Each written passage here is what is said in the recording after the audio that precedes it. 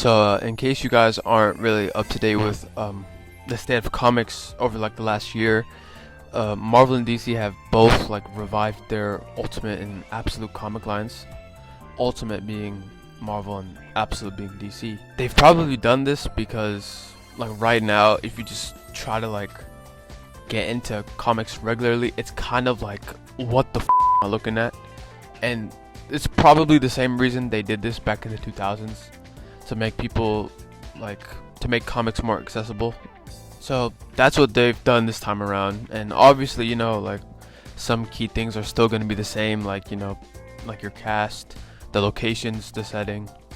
But like for the most part, these stories are supposed to be like new, fresh, modern takes, and there isn't like any previous baggage.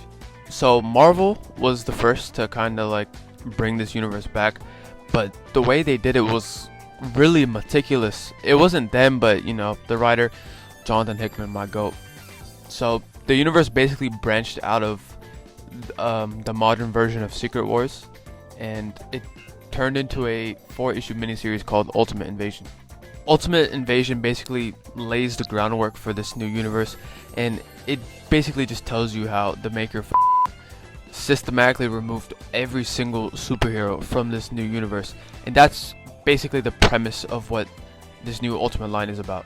So a couple months after the events of Ultimate Invasion finished, there was 3 comic runs that were solicited by Marvel and were set to kind of start this new universe. So we have Ultimate Spider-Man, Ultimate X-Men, and Ultimate Black Panther, and they all started in like the first 3 months of 2024. So Ultimate Spider-Man is written by my goat, of course, Jonathan Hickman, and is drawn by the motherfucking goat, Marco Cicchetto. His art is just so sick, dude. And out of the 4 ongoing books that started last year, the 4th one being The Ultimates, I kind of have to say that Ultimate Spider-Man is the best one. You might have noticed that like I didn't say it was easily the best one or the best one like by far, because to be honest, like all the books are pretty good except for one.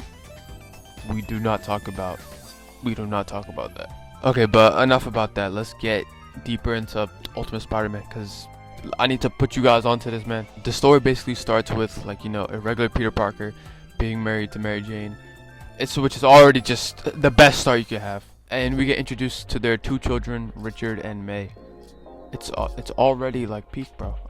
Just by seeing them interact, it's made clear that these people have their own dynamics with one another. They're a family, and it's very different from what we're usually accustomed to in the mainline stuff. So you keep going through the book, we get introduced to more characters like J. Jonah Jameson, and oh, Uncle Ben is alive.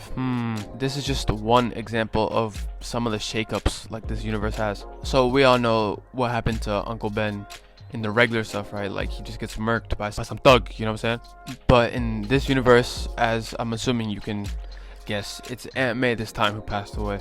And as it's actually shown to us in the book, she died because of the Maker making an assault on New York that was ultimately pinned on a teenage Tony Stark. And then since the attack came from a Stark satellite, people just made the conclusion like, oh my god, why did Tony Stark just attack New York?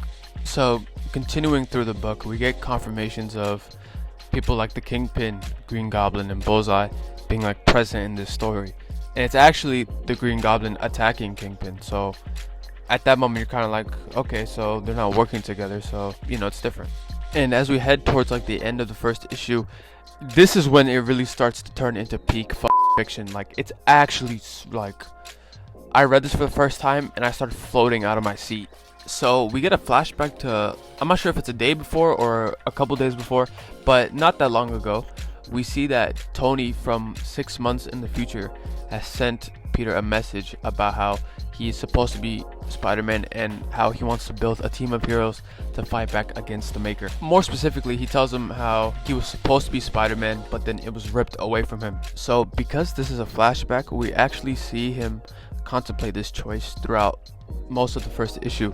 He talks to Uncle Ben about it, he talks to MJ. He's not specific about like, some guy from the future like came to me and said I was supposed to be a hero, but he's talking to them and he's saying like, what would you do if you felt like you had a feeling something's missing in your life, and it was true. Like, you had a chance to be something more. So when he's talking to MJ, she basically reaffirms him and says that she understands what he means, and as long as that nothing changes between them, she'll always support him.